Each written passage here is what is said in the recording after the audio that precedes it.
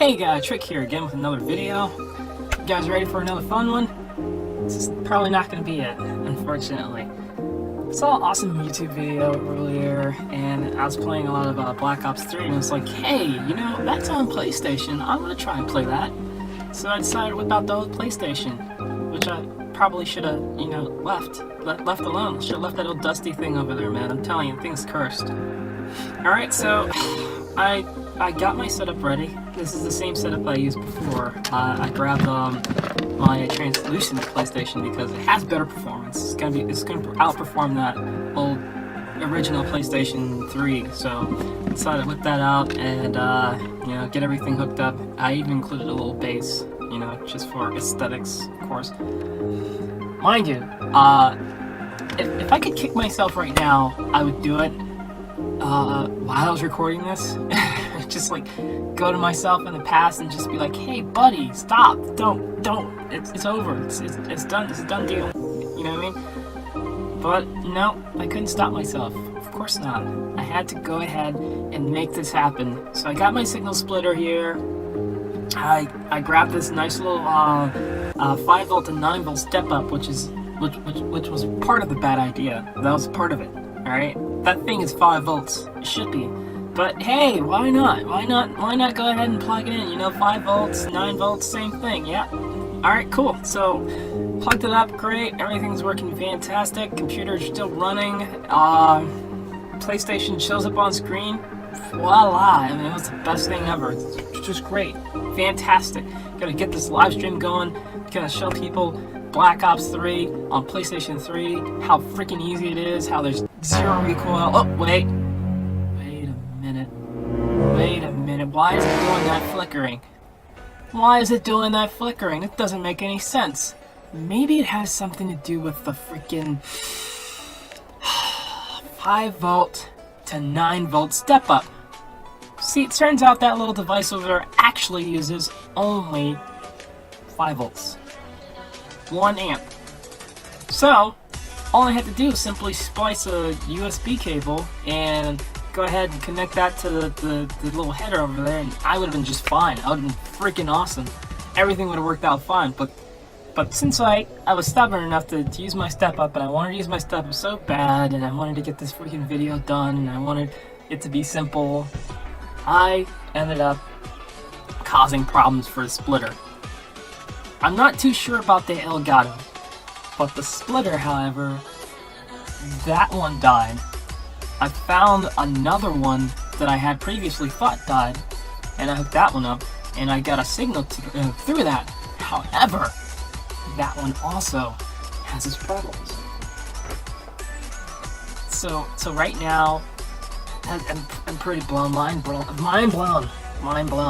Splitter's bad. I'm gonna head switch to the classic PlayStation 3. We're gonna go ahead and try and see if that works, but you know, it didn't work. Alright, so we're gonna go ahead and switch to my backup computer. This is a bad idea. Bad idea all day long. But hey, why not? Why not screw around with something, you know? This one's got an Elgato inside, and I've already gone through hell trying to get everything to work, so why not? Yeah. If I could kick myself right now and tell myself to stop. It turns out that this computer has Windows 7 on it, and guess what doesn't work on Windows 7? Excuse my French. Game capture doesn't work, so I decided to install Windows 8. Problem number 1. Well, turns out Windows 8 did not install properly for some freaking odd reason. However, the installation of Black Ops 3 on PlayStation worked just fine on the classic PlayStation. No problem. Completed. While this was going on, little did I know, my computer was dying of undetermined illness. I took the SSD out. Unfortunately, it's got the M.2 type SSD on board, so unfortunately, it's not working. I tried to get the hard drive to work again, the SSD that was inside, that was not even being used.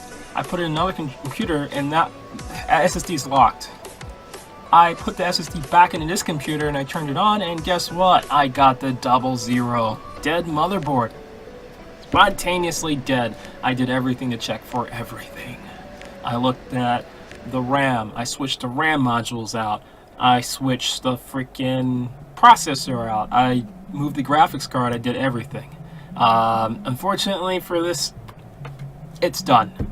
So the cursed PlayStation is working just fine. As a matter of fact, I played a couple matches on it, but it killed off my computers. Obviously, the PlayStation probably didn't have a direct influence on it, but those computers have been sitting there for years, perfectly fine, up until I plugged in that thing, and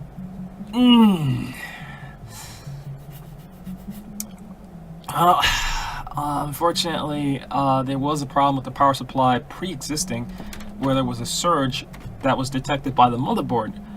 I disabled that functionality like an idiot because I felt the motherboard was malfunctioning and the power supply was just fine. Well, turns out it could possibly have caused the surge or caused the malfunction to the motherboard that gave me the 00 Q code. And unfortunately, I'd have to purchase both of those items, because if I leave that power supply inside there, then more than likely it's going to kill the new motherboard that I get to replace the old motherboard, and that's something that we don't want to do, because if that surge is real, which it seems like it is now, unfortunately, it will kill that. And on the other note, the motherboard is completely fried. According to the 00, I did everything, including swapping the processors between the two computers. Right now I'm running on the processor that was in there, so I know that works fine. It's a done deal. Terrible day. New video coming up. Keep an eye out for it. If you liked the video, please hit that subscribe button. And of course, like the video, just hit the thumbs up button. Alright? No problem there. Now, if you dislike the video, I'm sorry. I'm working on it, alright? I'm working on it. So you can go ahead and hit that like button as well. And then subscribe. I mean, you want to see the improvements when they come around.